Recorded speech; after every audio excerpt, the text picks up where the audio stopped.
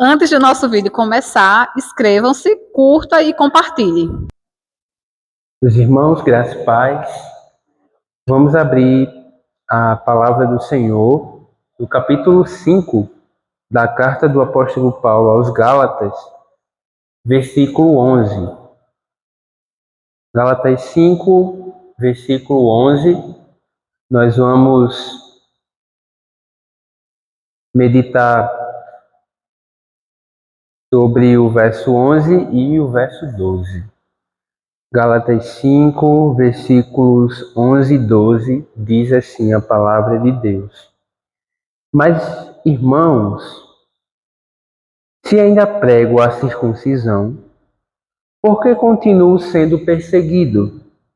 Nesse caso, estaria desfeito o escândalo da cruz. Quem dera, até se mutilassem aqueles que estão perturbando vocês. Senhor, fala conosco por meio da Tua palavra.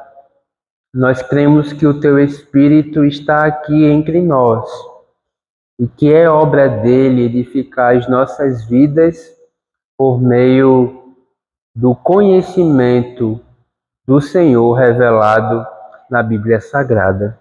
Portanto, que assim seja, para o louvor da Tua glória e para o nosso bem, para a nossa edificação. Em nome de Jesus. Amém. Meus irmãos, na última pregação, em Gálatas, com base nos versículos 7 a 10, aqui do capítulo 5, nós vimos que o apóstolo Paulo chamou a atenção daquela igreja para um fenômeno muito triste daqueles dias e que infelizmente se repete hoje em dia também. Havia a presença de falsos profetas, de pessoas muito mal intencionadas no seio da comunidade.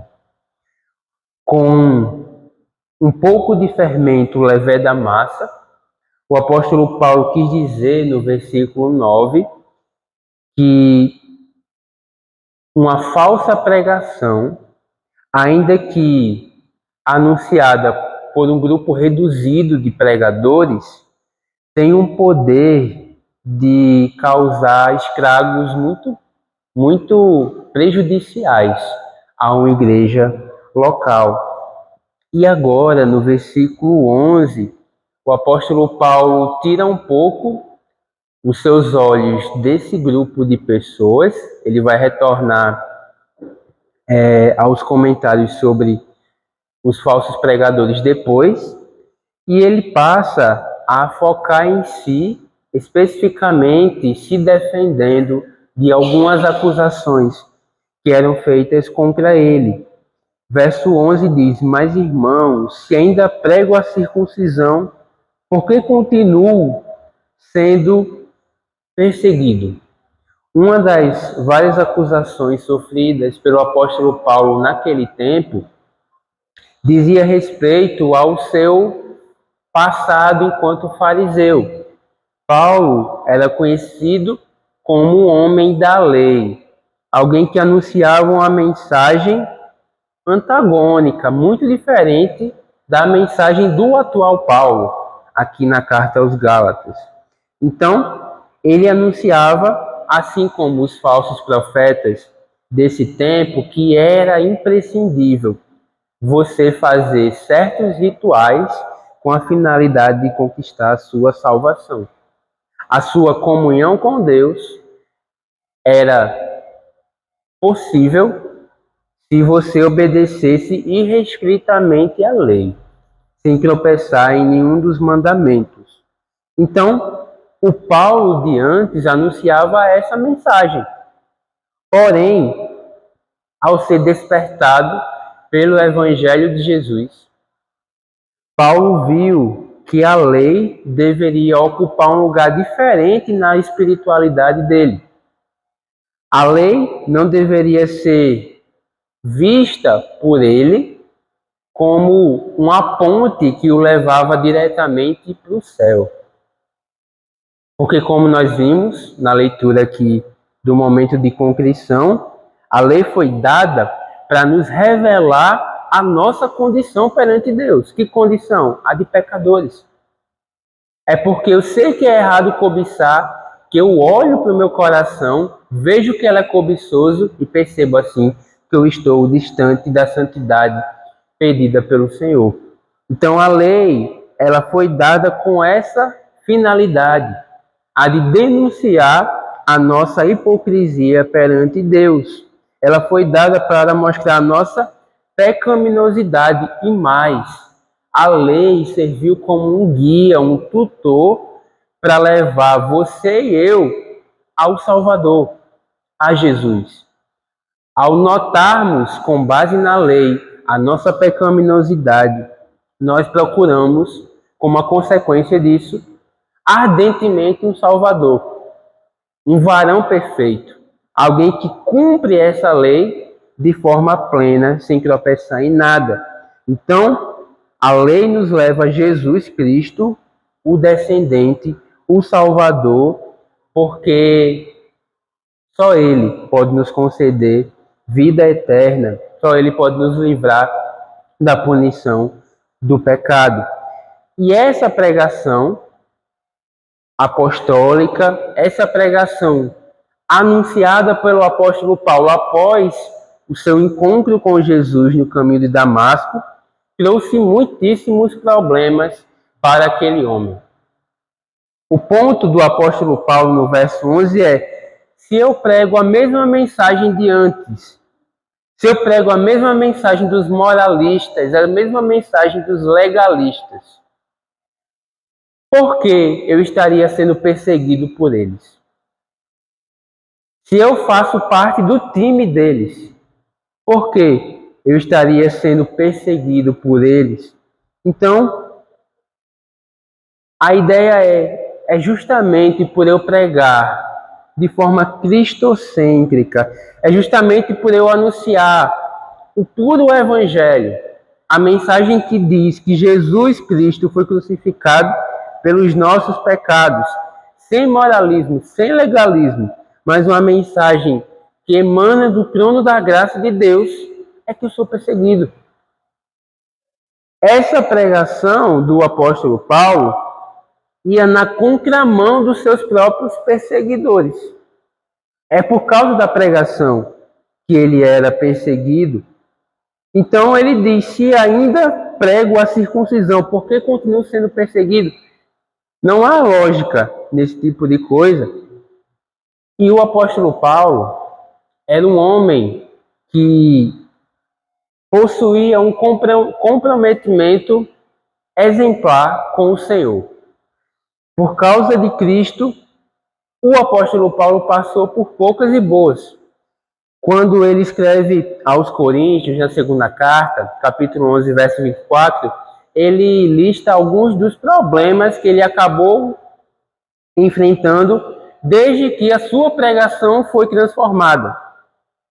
Depois que ele deixou de lado a visão farisaica da lei e passou a pregar Cristo e este crucificado, ele foi 5 vezes açoitado pelos judeus, ele foi apedrejado, ele sofreu 3 naufrágios, ele ficou 1 noite boiando em alto mar, ele foi assaltado, ele foi chicoteado, ele se perdeu, ele foi picado por cobras, ele passou frio e ele enfrentou nudez. Tudo isso após a mudança drástica na pregação e no ministério daquele homem. Tudo isso aconteceu com o apóstolo Paulo, porque a sua pregação passou a ser centrada na pessoa de Jesus e na sua obra na cruz do Calvário. Mas, mesmo que os homens perseguissem o apóstolo Paulo por causa do seu comprometimento com Deus, fazendo com que Paulo, em muitos momentos, ficasse sozinho, inclusive sendo abandonado pelos próprios irmãos, a Bíblia fala que o Senhor esteve ao lado daquele homem no momento da mais alta prova. Escrevendo a Timóteo, já no final da sua vida, ele diz assim: na minha primeira defesa, ninguém foi a meu favor. todos me abandonaram, e que isto não lhes seja posto na conta. Mas o Senhor esteve ao meu lado e me revestiu de forças, para que através de minha pregação fosse plenamente cumprida, e todos os gentios a ouvissem. E eu fui libertado da boca do leão. O ministério do apóstolo Paulo produziu momentos agridoces para aquele homem. Ele passou por muita dificuldade. Alguns zombavam dele, alguns o ridicularizavam, outros chegavam a medidas mais extremas, agredindo fisicamente o apóstolo. Porém, Deus, o Senhor, esteve com o apóstolo Paulo em todos os momentos de sua vida, de seu ministério, o dando força para que ele perseverasse até o fim, para que a sua pregação não se adaptasse ao seu público, mas para que ele fosse fiel a Deus até o fim da sua vida, para que ele combatesse o bom combate, completasse a carreira e guardasse a fé, para que ele terminasse bem a sua jornada aqui na terra. Então, irmãos, o ponto é que a gente não tem que temer os homens quando estes se levantam contra nós, desde que isso seja fruto da nossa fidelidade a Deus. Eu sei que vocês, assim como eu, enfrentam lutas externas. Talvez você seja perseguido, talvez você seja confrontado, talvez outras pessoas entrem em desavença com você por causa da sua fé. Isso pode ser uma realidade na sua vida. E existem também as lutas internas, as nossas o nosso próprio coração muitas vezes é o nosso maior desafio, é o nosso maior inimigo. Às vezes o nosso coração beira com a incredulidade. Eu sei que situações assim acontecem, mas perceba, se você sofre, seja externo ou internamente, por amor a Deus e por fidelidade a Jesus, o texto de hoje nos ensina a perseverar nisso, a não desistir, a se manter fiel a Deus independentemente das consequências. Então, a ideia é, no verso 11, não faz sentido eu ser perseguido se eu prego a mesma mensagem. É o oposto. É porque eu me mantenho no caminho do Senhor, porque eu prego o evangelho da graça de Deus, que eu sofro o que eu sofro. Então, o apóstolo Paulo só tinha um objetivo em sua vida. Ele não queria desmoralizar o evangelho de Jesus apostatando da fé. Verso 11b diz: nesse caso, estaria desfeito o escândalo da cruz. Para um judeu, a cruz de Cristo era escandalosa. Quando Paulo escreve aos Coríntios, no capítulo 1, verso 23 da primeira carta, ele diz: nós pregamos o Cristo crucificado, escândalo para os judeus. Escândalo para os judeus. Por que escândalo? Porque para um judeu, a cruz significava que aquele que lá estava pendurado era maldito diante de Deus. Para eles, desse modo, era intolerável que o homem pendurado na cruz fosse considerado o seu Messias, o seu Salvador. Eles não se prostrariam a alguém que passou pela maldita cruz. Era loucura para esses homens, era escândalo para esses homens. Mas, diz Paulo também aos Coríntios, para o gentio, a cruz é loucura. Em uma sociedade regida pela força bruta, pela honra, um homem pendurado em um madeiro, ou seja, alguém que não conseguiu se salvar, mas que foi submetido à morte mais vil e vergonhosa dos seus dias, não poderia ser considerado senhor sobre a vida de ninguém. Ele tinha sido desonrado por todos. Como ele poderia ser o meu redentor? Então, Paulo, pregando que esse Cristo de fato morreu na maldita cruz, se negou a negociar a sua pregação. Mesmo que a sua mensagem ofendesse o seu público, ou ofendesse os seus ouvintes. E isso tudo porque Paulo se negava a anular aquilo que ele chama aqui no texto de escândalo da cruz. A cruz é de fato escandalosa, a cruz é de fato loucura. E o apóstolo Paulo não negava essas verdades. Pelo contrário, ele as reafirmava. Sabe por quê? Porque o cristianismo todo está resumido na cruz de Cristo. A cruz, ela resume toda a mensagem do Evangelho. Toda a mensagem apresentada pela palavra do Senhor. De modo que anular o escândalo da cruz é sinônimo de você anular todo o Evangelho de Deus. A obra de Jesus na cruz é o ápice da obra de redenção anunciada em cada uma das páginas da Bíblia Sagrada.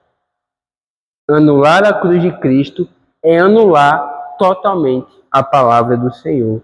E Paulo continua no verso 12.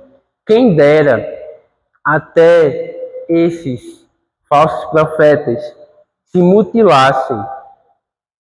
Quem dera esses homens se mutilassem.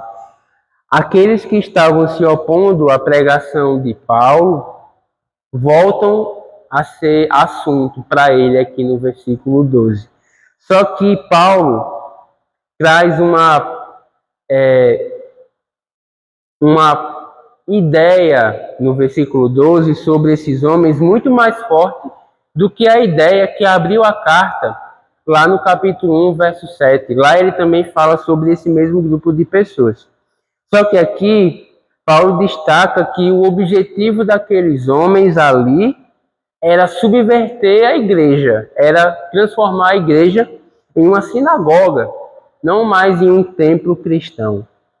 E eles queriam fazer aquele grupo de pessoas que conheciam a Deus regredir na fé, voltando aos rudimentos de antes e abandonando a compreensão que eles tinham agora sobre a mensagem de Deus. Eles queriam colocar a circuncisão em pé de igualdade com a obra de Jesus. E aí Paulo diz, é isso que vocês querem seguir? Esses homens? Olhem para eles. A circuncisão é só uma mutilação na carne, a partir de Cristo. De Cristo para frente, a circuncisão não tem um significado diferente desse. Então, quando ele fala, quem dera até se mutilassem aqueles que estão perturbando vocês, ele está dizendo, sabe o máximo que a circuncisão pode fazer na vida deles? Sabe o que ela pode fazer? Apenas mutilar o pênis desses homens. Mas diante de Deus, a circuncisão não significa nada mais do que isso. Porque o que importa é a obra do Senhor Jesus. Para o crente que conheceu e entendeu a mensagem da cruz, perceba, a circuncisão passou a ser mera mutilação na carne, nada mais do que isso. Quando Paulo escreve aos Filipenses, ele fala, a verdadeira circuncisão somos nós. A marca de Deus no mundo agora não é mais um ritual peniano, mas a marca de Deus no mundo é um povo que foi alcançado pela graça e que teve o seu coração circuncidado por Deus. A circuncisão é uma marca íntima, interna, no coração. É uma transformação operada pelo Espírito do Senhor. Então Paulo diz, esses que estão pregando circuncisão, eles só podem se mutilar. Eles não podem levar vocês ao Senhor. Eles não podem redimir vocês, porque tal obra só é possível através da cruz de Cristo. E Paulo está ensinando aqui nos versos 11 e 12, é que você e eu só podemos ter perdão de pecados por meio da obra de Cristo. Você e eu só podemos nos reconectar com Deus por meio da obra de Cristo. Você e eu só temos alguma chance de herdarmos os céus por causa da obra de Cristo. Não adianta nenhuma outra tentativa de se reconciliar com o Senhor.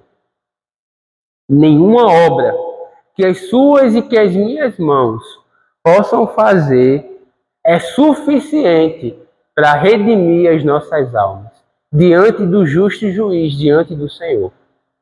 Não adianta, seja circuncisão, seja dízimo, seja oferta, seja presença nos cultos dominicais, seja atos generosos, seja o que for. Não adianta. Você não consegue chegar aos céus por qualquer uma das suas obras humanas, por cada uma das suas obras pessoais.